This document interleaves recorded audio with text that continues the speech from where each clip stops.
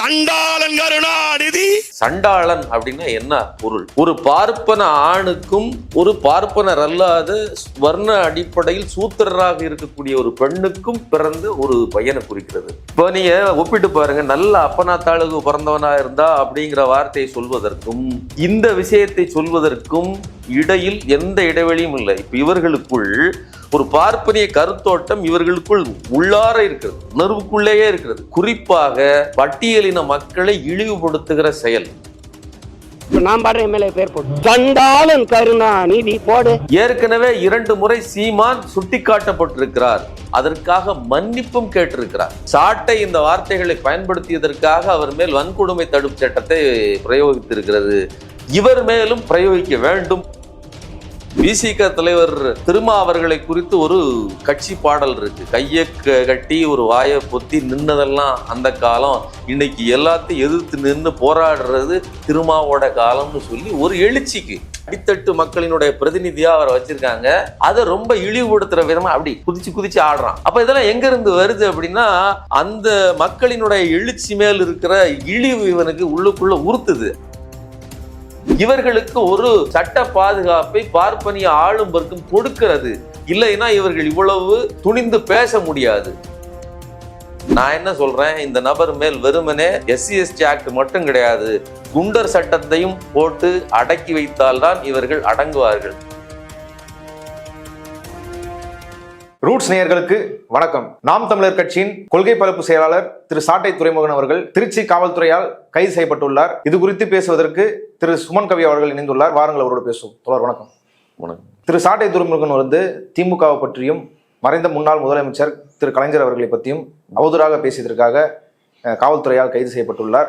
இந்த கைது கருத்து சுதந்திரத்துக்கு எதிரானது என்று பல பேர் விமர்சித்து வராங்க. நீங்க இந்த கைதை எப்படி பாக்குறீங்க? கருத்து சுதந்திரம் இந்த மாதிரி ஒரு பிரச்சனை நடக்கும்போது ஃபுல்லா அது பாஜக தரப்பில் யார் கைது செய்யப்பட்டாலோ அல்லது நாம் தமிழர் கட்சி சார்ந்தவர்கள் யாரும் கைது செய்யப்பட்டாலோ கருத்து சுதந்திரம் அப்படிங்கிற ஒரு டூல் எடுத்துக்கிட்டு அவங்க வர்றாங்க. ஆனா இந்த மாதிரி கருத்து சுதந்திரம் அப்படிங்கிறது என்ன, கருத்துங்கிறது என்ன, வாட் இட் மீன்ஸ் அப்படின்னா, நாம ஒருவர் மீது விமர்சனங்களை வைப்பது, அவருடைய செயல்பாடுகள் குறித்து குறை சொல்வது, அவருக்கு மேல உள்ள பிரச்சனைகளை, குற்றங்களை, குறைகளை பேசுவது அப்படிங்கிறத மீறி அவர்களுடைய பர்சனல் விஷயங்களை அட்டாக் பண்றது, இதை ஒரு பழக்கமாக வைத்திருக்கிறார்கள். இதை யாரும் கருத்து சுதந்திரம் ஏற்றுக்க முடியாது. இப்ப நீங்க இதே சாட்டை துரைமுருகன் முதல்ல 4 முறை இதோட கைது செய்யப்பட்டிருக்காருன்னு சொல்றாங்க. ஆனா அவர் தொடர்ந்து நீதிமன்றத்தாலும் இனிமேல் இவ்வாறு நீங்கள் பேசக்கூடாது, எல்லை மீறிய வார்த்தைகளை பயன்படுத்தக்கூடாது அப்படிங்கிற அறிவுறுத்தலின் பேர் தான் ஒவ்வொரு முறையும் வெளியில விடப்பட்டிருக்காரு. அதுலயும் குறிப்பா ஒரு தடவை நல்ல அப்பனாத்தாளுக்கு பிறந்தவராயிருந்தா அப்படின்னு சொல்லி முதல்வர் ஸ்டாலினை பத்தி பேசுறாரு. இப்ப நல்ல அப்பனாத்தாளுக்கு பிறந்தவராயிருந்தா அப்படிங்கிற பொருள் என்ன? இப்போ விக்கிரவாண்டி இடைத்தேர்தல்ல மேடையில பேசின சாட்டை துரைமுருகன் என்ன பண்றாரு, கருணாநிதி அவர்களை பற்றி விமர்சிச்சு ஒரு பாட்டாவே பாடுறாரு. அந்த பாட்டுல சண்டாளன் கருணாநிதி அப்படிங்கிற வார்த்தையை பயன்படுத்துறாரு. சண்டாளன் அப்படின்னா என்ன பொருள்? ஒரு பார்ப்பன ஆணுக்கும் ஒரு பார்ப்பனர் அல்லாத வர்ண அடிப்படையில் சூத்திரராக இருக்கக்கூடிய ஒரு பெண்ணுக்கும் பிறந்த ஒரு பையனை குறிக்கிறது. இப்போ நீங்க ஒப்பிட்டு பாருங்க, நல்ல அப்பனாத்தாளுக்கு பிறந்தவனா இருந்தா அப்படிங்கிற வார்த்தையை சொல்வதற்கும் இந்த விஷயத்தை சொல்வதற்கும் இடையில் எந்த இடைவெளியும் இல்லை. இப்ப இவர்களுக்குள் ஒரு பார்ப்பனிய கருத்தோட்டம் இவர்களுக்குள் உள்ளார இருக்கிறது, உணர்வுக்குள்ளேயே இருக்கிறது. இப்ப பெண்களை குறித்து பேசும்போதும் சரி, இதே சீமானா இருந்தாலும் 2 ஆண்களுக்கு மத்தியில் படுத்திருக்கிற ஒரு பெண் அப்படின்னு சொல்லி ஜெயலலிதாவை விமர்சிக்கிறார். இதெல்லாம் எந்த விதத்தில் ஒரு விமர்சனமாக எடுத்துக்கொள்ள முடியும்? அப்போ முழுக்க வன்மம், கோபம், ஒருவர் மேலுள்ள காத்திரம் எல்லாம் இருக்கட்டும், அதையும் மீறி குறிப்பாக பட்டியலின மக்களை இழிவுபடுத்துகிற செயல், இந்த சண்டாளன்கிற வார்த்தையை குறித்து ஒருத்தரை பேசுறது. இப்ப இந்த விஷயத்தை ஏற்கனவே சீமான்கிட்ட வந்தவர் தான் இவருங்கிறதுனால சீமானே இந்த டயலாக்குகளை படத்தில் வைத்திருக்கிறார். தம்பிங்கிற படத்துல வடிவேலு பேசுகிற ஒரு வசனத்துல சண்டாள அப்படிங்கிற வார்த்தையை பயன்படுத்தி இருக்கிறார். அதுக்கு விமர்சனங்கள் அந்த நேரமே இவர் கட்சிகள்லாம் ஆரம்பிக்கல. அப்போ குளத்தூர் மணி அவர்களும் வந்து விமர்சித்து அதுக்காக பேசியிருக்காங்க. அது மட்டும் இல்லாமல் தை இதழில் இவங்க அந்த வார்த்தையை குறிப்பிட்டு சொன்னதற்கு அந்த முறையும், ஸோ 2 முறை சீமான் இந்த வார்த்தைகளை பயன்படுத்தியதற்கு அப்போதே விமர்சனம் எழுந்திருக்கிறது. அந்த விமர்சனம் குறித்து ஒரு கட்டுரை கீற்று இணையதளத்தில் இப்போதும் இருக்கு. அப்போ இதை சரளமாக பேசுகிற, இப்படி வந்து ஒரு தரக்குறைவான பேச்சை பேசுகிற நபராக சீமான் இருந்திருக்கிறார், அல்லது அந்த மாதிரியான வசனங்களை படத்தில் வைக்கிறவராக சீமான் இருந்திருக்கிறார். அப்ப இது இவர்களுக்கு புதிதாக ஒன்றாக இல்லை. ஆனா நாம் என்ன பண்ண வேண்டியிருக்குன்னா, இது எவ்வளவு நாள் கேட்டுக்கொண்டிருப்பது, எவ்வளவு நாள் இவர்களை பேச வைத்து பார்த்து கொண்டிருப்பது அப்படின்னு இருக்குல்ல. இப்ப நானும் பாடுறேன் அப்படின்னு பாடி வச்சிருக்கிறாரு. நீ அவரை தானே நீங்க பிடிக்கிறீங்க, என்னைய பிடிச்சு பாருங்க அப்படிங்கிறாரு. இது வந்து ஒரு சரியான ஒரு கட்சி தலைவரா இருக்கிறீங்க, உங்க கட்சியின் நபர் மீது, அதுவும் உங்க கொள்கை பரப்பு செயலாளர், இதுதான் உங்களுடைய கொள்கையா? ஒரு குறிப்பிட்ட இனத்தவர்களை, ஒரு ஜாதி மக்களை குறித்து அவர்களை இழிவுபடுத்தும் விதமாக அந்த வார்த்தைகளை பயன்படுத்தி நீங்க வந்து பேசுறீங்க. பேசுனது தப்புன்னு அப்பாலஜி வாங்குவது தான் உண்மையான ஒரு சரியான நடவடிக்கையா இருக்க முடியும். அதுக்கு பதிலா அவரு பிடிபட்டிருக்கிறார், நான் பேசுறேன் என்னை பிடிச்சுப்பார் அப்படிங்கிறது ஏற்கனவே 2 முறை சீமான் சுட்டி காட்டப்பட்டிருக்கிறார். அதற்காக மன்னிப்பும் கேட்டிருக்கிறார். தலித் முரசு இதழில் இதற்கு எதிராக ஒரு கட்டுரை வருகிறது. புனித பாண்டியன் அவர்கள் ஆசிரியராக இருக்கக்கூடிய அந்த இதழில் அதற்கு இவர் அப்பாலஜி கேட்கிறாரு. இதையெல்லாம் நடந்திருக்கிறது. ஸோ மீண்டும் அதே வழியில் வந்த சாட்டை அவர்கள் பேசுகிறார். அதற்கு வக்காலத்து வாங்குகிறேன்னு, நான் இன்னும் பேசுறேன்னு சொல்லி இந்த வார்த்தையை நீங்க பேசுறீங்கன்னா, இப்ப இவர் மேல் SC/ST ஆக்ட், அதாவது சாட்டை இந்த வார்த்தைகளை பயன்படுத்தியதற்காக அவர் மேல் வன்கொடுமை தடுப்பு சட்டத்தை பிரயோகித்திருக்கிறது.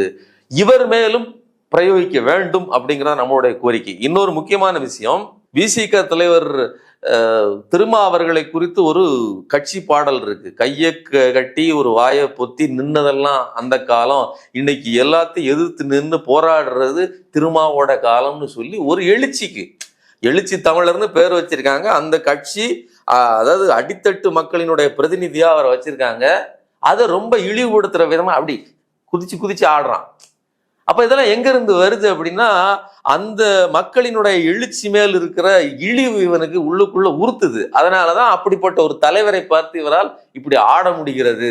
அப்ப அதனுடைய ஒரு பிரதிபலிப்பு தான் இந்த சண்டாளன்கிற வார்த்தையை பயன்படுத்துறது. அப்ப இவர் மேல் SC/ST ஆக்ட் பயன்படுத்தப்பட்டிருக்குது. அதாவது வன்கொடுமை தடுப்பு சட்டத்தின் கீழ் இவருக்கு வழக்கு பதிவு செய்யப்பட்டிருக்கிறது. இது ஒரு சரியான டிசிஷன். இந்த இடத்தில் எந்த மாற்று கருத்தும் இருக்க முடியாது. இது கருத்து சுதந்திரம்னு யாரும் சொல்ல முடியாது. அடுத்தவர்களை சாதி சொல்லி இழிவுபடுத்துவதற்கு எவருக்கும் உரிமை கிடையாது அப்படின்னு நம்ம சொல்றோம். ஈரோடு இடைத்தேர்தலில் பேசின சீமான் வந்து மிக தரக்குறைவாக அருந்ததியர் இன மக்களை குறித்து அவர்கள் வந்து ஆந்திராவிலிருந்து மலமள்ளுவதற்காக இங்கே வந்தார்கள். ஒன்று, அது அருந்ததியர் இன மக்களை குறைத்து பேசுகிறார். இன்னொன்று, ஏற்கனவே இங்க இருந்த பட்டியலின மக்கள் அந்த வேலையை செய்து கொண்டிருந்தார்கள், அதற்கு ஒரு போட்டியாக இவர்கள் வந்து விட்டார்கள் அப்படின்னு, ஏதோ ஒரு மிகப்பெரிய வேலைக்கு போட்டியாக இவர்கள் வந்து விட்டார்கள்ங்கிற மாதிரி அதை அதை பேசுறாரு. இதனால் அந்த நேரமே அவர் மேல வந்து ஒரு SC/ST ஆக்ட் வந்து சட்டம் வந்து போடப்பட்டிருக்கிறது. ஸோ ரெண்டையும் நம்ம கம்பைல் பண்ணி பார்க்க வேண்டியிருக்கு. இவங்களுடைய மூளையிலேயே இவர்கள் ஒரு பண்ணையார் மனோநிலையில் இருக்கிறார்கள். ஒரு என்ன சொல்றதுன்னா, பார்ப்பனியத்தை உள்வாங்கி அது ஒரு இயல்பான ஒரு விஷயம் அப்படிங்கிற அந்த ஃப்ளோவில் பேசுறவங்களா இருக்காங்க. ஒவ்வொரு பிரச்சனை வரும்போதும் அவர் என்ன சொல்றாரு, இதே சீமான் சொல்றாரு, நான் வந்து ஒரு ஃப்ளோவில் பேசிடுவேன், அதுக்கெல்லாம் நான் பதிலுக்கு மன்னிப்பு கேட்க முடியாதுன்னு சொல்றாரு. 1 மணி நேரத்துக்கு மேல் பேசும்போது ஏதாவது ஒரு வார்த்தை வரத்தான் செய்யும். அப்படி விட்ட ஒரு வார்த்தை வருகிறது என்றால் என்னை அறியாமல் வந்து விட்டது, மன்னித்துக் கொள்ளுங்கள்னு கேட்கறது ஒரு தலைவனுக்கு சரியா இருக்கலாம். அப்படித்தான் வரும் அப்படின்னு பேசுறாரு. இப்போ ராஜீவ்காந்தி அவர்கள் கொல்லப்பட்டார், அதை நாங்கள் தான் கொன்றோம்னு சொல்லி புலிகள் இயக்கமே வந்து அதற்கு உரிமை கொண்டாடியதில்லை. ஆனா இவர் என்ன சொன்னாரு, நாங்க தான் கொன்னோம் அப்படின்னு சொல்லி தன்னை வரிந்து கட்டி கொண்டார். நான் என்ன சொல்றேன், இந்த இடத்தில் சீமான் மீது இதன் மீதும் ஒரு வழக்கு போட வேண்டும். இவர் வெறுமனே ஜெயலலிதாவை குறைத்து பேசினார், கருணாநிதியை குறைத்து பேசினார். ஒரு கொலைகேசிலேயே இவருக்கு பங்கு இருக்கிறது. ஏன்னா நான் அதில் பங்குதாரின்னு அவரே பேசுறாரே. அப்ப அது என்னன்னு நீங்க கூப்பிட்டு விசாரிக்கணும் இல்லையா? இப்படி அடங்காத, வார்த்தைக்கு அடங்காத விதத்தில் பேசுவதை ஒரு பழக்கமாக இவர்கள் வைத்திருக்கிறார்கள். எல்லா குற்றங்களையும் செய்துட்டு கூட நாங்கள் தப்பு செய்து விட்டோம்னு சொல்லி ரிட்டர்ன் வருகிற ஒரு பாலிசி கூட இவர்களுக்கு இல்லாம இருக்கிறது. இவர்களுக்கு ஒரு பாதுகாப்பு, சட்ட பாதுகாப்பை பார்ப்பனிய ஆளும் வர்க்கம் கொடுக்கிறது. இல்லைன்னா இவர்கள் இவ்வளவு துணிந்து பேச முடியாது. அதனால சீமான் மீதும் இந்த நடவடிக்கைகள் எடுக்கப்பட வேண்டும்ங்கிறது என்னுடைய கருத்து. ஒரு முறை இல்லை, 2 முறை இல்லை, இதோட 4வது முறை அத்துமீறி பேசிக்கிட்டு இருக்கிறார். இதோட பொருள் என்ன? நீங்க எத்தனை முறை என்னை தூக்கி உள்ள வச்சாலும் சரி, நான் தொடர்ந்து குற்றம் இழைத்து கொண்டே தான் இருப்பேன். நான் என் பேச்சை பேசிக்கிட்டே தான் இருப்பேன். அதுக்கு பேர் என்ன?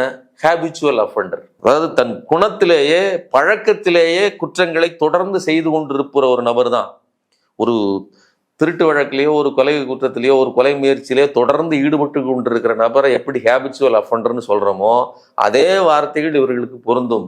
இப்ப எந்த இடத்துலையும் இவர் சமரசம் செஞ்சுக்கிட்டு இவர் ஒழுங்கா தன்னை திருத்தி கொண்டு, ஒரு ட்ரிப் உள்ள போறீங்க, மன்னிச்சுக்காங்க நான் இனிமேல் பேச மாட்டேன்னு சொல்லிட்டு வாரீங்க, 2வது அதே மாதிரி பேசுறீங்க, இதோட 4வது தடவைன்னா நான் என்ன சொல்றேன், இந்த நபர் மேல் வெறுமனே SC/ST ஆக்ட் மட்டும் கிடையாது, குண்டர் சட்டத்தையும் போட்டு அடக்கி வைத்தால்தான் இவர்கள் அடங்குவார்கள் அப்படிங்கிறது என்னுடைய கருத்து. இன்னைக்கு நடந்த பத்திரிகையாளர் சந்திப்புல சீமான் அந்த பாட்டு அவர் பாடினதோட சரி மட்டும் இல்லாம அது பாட்டுல இருக்கிறது உண்மை தானே, இன்னைக்கு நீங்க முதலமைச்சர் ஆயிட்டா உங்க தந்தையார் செஞ்சதெல்லாம் நீங்க மறைச்சிருவீங்களா, அவர் யாரு, அவர் ஒரு தமிழின துரோகி அப்படின்னு சொல்லி நான் அழுத்தமா சொல்லிட்டு இருக்காரு. அதை எப்படி பாக்குறீங்க?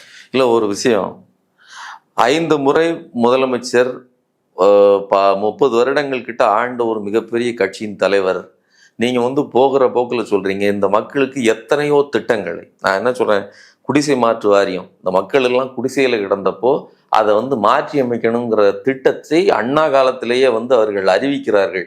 ஆனா அதுக்குன்னு ஒரு வாரியத்தை அமைச்சு அப்போ கூட இப்போ இந்த ஆஸ்பெட்டா சீட் வீடுகளை தான் போட்டு கொடுக்குறாங்க. ஏன்னா குடிசைகளா இருக்கும்போது தீப்பற்றி எரியுது.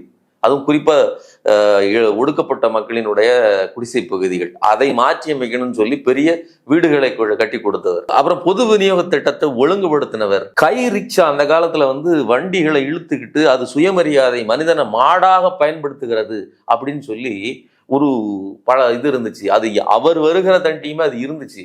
அவர் ஆட்சிக்கு வந்ததுக்கு பிறகுதான் அந்த சுயமரியாதை இல்லாமல் மனிதன் இழுக்கக்கூடாது. இதை ஒரு இடத்துல புதுமைப்பித்தன் தன்னுடைய சிறுகதையிலே சொல்றாரு. 4 அணாவை தூக்கி அந்த மனித மாட்டிடம் கொடுத்தார்.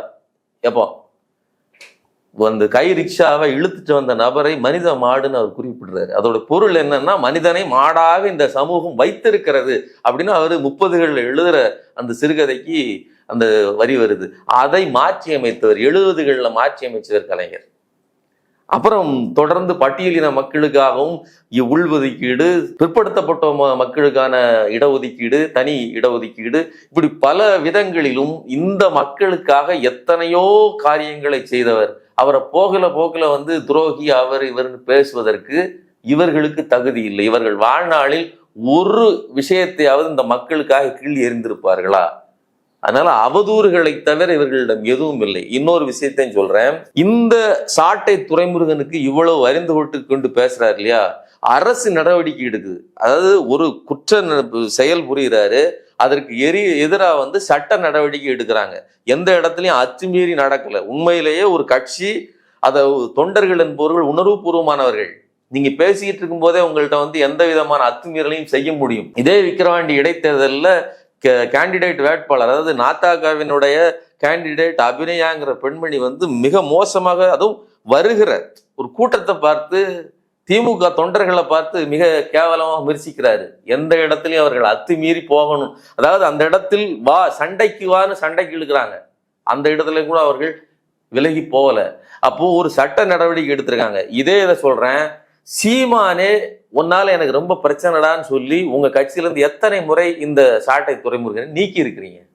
அப்ப அது கட்சிக்குள்ள எடுக்கிற ஒழுங்கு நடவடிக்கை தானே. இன்னைக்கு உங்களால் ஒன்றும் செய்ய முடியவில்லைங்கிற நிலைமையில அவரை நீங்க ஒத்துக்கிட்டு போறீங்க. ஆனால் சமூகம் இவரை அப்படியே ஒத்துக்கிட்டு போக வேண்டிய அவசியம் இல்லை. இவருடைய அத்துமீறல்களுக்கெல்லாம் சப்பை கட்டுவது சீமானுக்கு அழகல்ல அப்படிங்கிறத என்னுடைய கருத்து. இந்த கைதை கண்டிச்சு பாஜக மாநில தலைவர் அண்ணாமலை அவர்களும் வந்து பேசியிருக்காரு. தொடர்ச்சியா சாட்டை முருகன் அவர்களை வந்து டார்கெட் செஞ்சு வந்து கைது செஞ்சுட்டு இருக்கீங்க, இது ரொம்ப தவறான விஷயம் அப்படின்னு சொல்லி இன்னைக்கு பிரஸ் மீட்ல பேசியிருக்காரு. அதை எப்படி பாக்குறீங்க? இல்ல, அண்ணாமலைக்குமே வந்து எந்த ஒரு ஒழுக்கமோ ஒரு பேச்சில் கட்டுப்பாடோ கிடையாது. இப்ப நாம என்ன சொல்றோம்னா, தனி நபர்கள் பேசுவதே தவறுதான், அதுல எந்த மாற்று கருத்துமே கிடையாது. நீ வா போன்னு பேசுவது கூட நாம விரும்புறது இல்லை. ஆனா எல்லையற்ற முறையில் பேசுபவர்களாக அண்ணாமலையும் இருக்கிறார், சீமானும் இருக்கிறார். ஒரு கட்சி தலைவருக்கான எந்த தகுதியும் தராதரத்தோடு இவர்கள் பேசுவதில்லை. ஒரு கட்சி தலைவருக்கான பொறுப்போடு பேசுறாரு. ஒரு கடைக்கோடி தொண்டன் பேசிட்டா அல்லது ஒரு பேச்சாளன் பேசிட்டானா, சாட்டை துரைமுருகனே பேசுவது தவறு. மூன்றாம் தர ஒரு மூன்றாம் கட்டத்தில் இருக்கக்கூடிய ஒரு தொண்டன் பேசிட்டான்னு கூட அது வேற விஷயம். ஆனா தலைமையில் இருக்கக்கூடிய இவர்களே மோசமான வார்த்தைகளை பயன்படுத்துகிறவர்களாக இருக்கிறார்கள். இதே நபர் யாரு, அண்ணாமலை, இன்னைக்கு சாட்டை துரைமுருகனுக்கு வக்காலத்து வாங்குறாரு. அவர் என்ன போட்டாரு தன்னுடைய ட்விட்டர் பக்கத்துல? ஒரு பதிவுல வந்து ஃப்ரம் பரையா டு விஸ்வகுருங்கிற வார்த்தையை பயன்படுத்துறாரு. இதை ஏங்க இப்படிலாம் பேசுறீங்க? ஒரு பொது வழியில உங்களை ஒரு கட்சி தலைவராக மதிச்சு நாங்க வச்சிருக்கிறோம், நீங்க வந்து ஒரு குறிப்பிட்ட சமூகத்தை குறித்து இழிவா பேசுறீங்களே, அதான பொருள். விஸ்வகுரு என்பது உயர்ந்தது, பரையா என்பது தாழ்ந்ததுங்கிற அடிப்படையில தானே ஃப்ரம் பரையா டு விஸ்வகுருன்னு நீங்க எழுதுறீங்க. அப்படின்னு கேட்டா ஆக்ஸ்போர்ட் டிக்ஷனரியிலேயே அதுதான் இருக்குது அப்படின்னு நீ சொல்ற. இந்த சமூகத்தில் சமூக இழிவு இருக்கிறது. வெள்ளைக்காரன் வாரான், அவனுக்கு இங்க இருக்கக்கூடிய சொசைட்டி ஒன்ன சொல்லி கொடுக்குது, இது இழிவாக இருக்கிறது, இது மோசமா இருக்குன்னு. உடனே அந்த வார்த்தைக்கு அவன் அங்க வச்சிட்டான். இந்த சமூகத்தில் எந்த பிரச்சனை இருக்கிறதோ அதை அந்த இதுல பிரதிபலிச்சிருக்குது. உண்மையிலேயே வெள்ளைக்காரனை பார்த்து நம்ம குற்றம் சொல்லக்கூடாது. நாம இவ்வளவு இழிவா இருந்திருக்கிறோமே, இப்படியெல்லாம் வார்த்தைகளை பயன்படுத்தி இருக்கிறோமே அப்படின்னு நாம தான் வந்து குற்ற உணர்ச்சி அடைஞ்சிருக்கணும். அதுல இருந்து நம்ம திருந்தணும் இல்லையா? குற்ற உணர்ச்சி அடைஞ்சாதானே திருந்த முடியும். நான் பேசுவது ஒண்ணும் இல்லைங்க, திருநங்கைகளை நம்ம எத்தனை வார்த்தைகளால் பேசணும்? இன்னைக்கும் டபார்னு எடுத்தெடுப்புல ஒரு வார்த்தைகள் எல்லாம் பேசிடுறோம். ஆனா திருநங்கைகள் அப்படின்னு ஒரு அங்கீகாரத்தோடு கூடிய வார்த்தையை பொது வழியில் பயன்படுத்தணும். அது இன்னைக்கு ஒரு கௌரவமான ஒரு வார்த்தையா பயன்படுத்தப்படுது இல்லையா? அப்ப அப்படி வார்த்தைகளை தேர்ந்தெடுத்து இந்த வார்த்தையும் கூட பொது வழியில் இப்படித்தான் பயன்படுத்தணும்னு கொடுத்தவர் கலைஞர். கலைஞர் எத்தனையோ திட்டங்களை வகுத்தார், குடிசை மாற்று வாரியம் அமைத்தார், எவ்வளவு மக்களுக்காக செய்தார். அதையெல்லாம் தாண்டி சமூக உறவிலும் கூட சமத்துவம் வேணும்னு விரும்பியவர் கலைஞர். அதனாலதான் அவர் வந்து திருநங்கை அப்படிங்கிற வார்த்தையும் திருநம்பிங்கிற வார்த்தைகளையும் அவர் வந்து அறிமுகப்படுத்தினாரு. சோ இப்படிப்பட்ட ஒரு பாரம்பரியம் இருக்கக்கூடிய ஒரு கட்சி தலைவரை நீங்கள் விமர்சிக்கிறாரு, அதற்கு வக்காலத்து நீங்க வாங்குறீங்க. உங்களுடைய பின்னணியில் நீங்கள் பேசுகிற வார்த்தைகள் கெட்ட இந்த மாதிரியான வார்த்தைகளா இருக்கு. நான் என்ன சொல்றேன், இந்த விஷயத்தில் இவர் மீது எப்படி ஒரு SC/ST ஆக்ட் பாய்ந்ததோ அதே மாதிரி சற்றும் குறையாத நபர் தான் அண்ணாமலை. அதனால இவர்களுக்கு இதை கூறுவதற்கு தகுதியே கிடையாது. இவர்கள் எப்படி இவர் உணர்நிலையிலிருந்து வருது அப்படின்னா, இது ஒரு சமூக பழக்கமாக ஒரு ஆண்டை மனோநிலையில் இவர்கள் இருக்கிறார்கள். குறைந்தபட்சம் நாம் என்ன சொல்றோம்னா, நாங்கள் பேசியது தவறுன்னு மன்னிப்பு கேட்கிற அளவிற்காவது இவர்களுக்கு தகுதி இருக்கணும். அந்த தகுதியும் மற்றவர்களாக இருக்கிறார்கள்ங்கிறது மிக மிக ஒரு வேதனை அளிக்கிற ஒரு விஷயம்.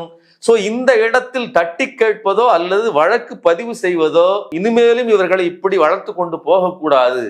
பூனைக்கு மணி கட்டுறதும்பாங்கல்ல, அதே மாதிரி இந்த பூனைகளுக்கு மணி கட்ட வேண்டிய கட்டாயம் ஏற்பட்டு விட்டது.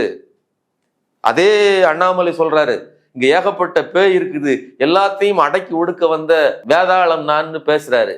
இதெல்லாம் வந்து உண்மையில நான் என்ன சொல்றேன்னா, தமிழ்நாட்டுக்குள் நீங்கள் ஒரு அரசியல்வாதியாக வந்ததற்கு பிறகுதான் ரவுடிகளும் இந்த மாதிரியான அராஜகமான பேச்சுக்களும் நடவடிக்கைகளும் அதற்கு முழு அங்கீகாரமும் கொடுக்கிற நபராகவும் கட்சியாகவும் நீங்கள் இருக்கிறீர்கள். அதனால நீங்கள் யாரையும் அடுத்தவர்களை திருத்துவர்களாக நீங்க வந்து ஒரு ஸ்கேல் மாதிரி நேரா நீங்க இல்ல, நீங்களே கோணலாக இருக்கிறீர்கள்.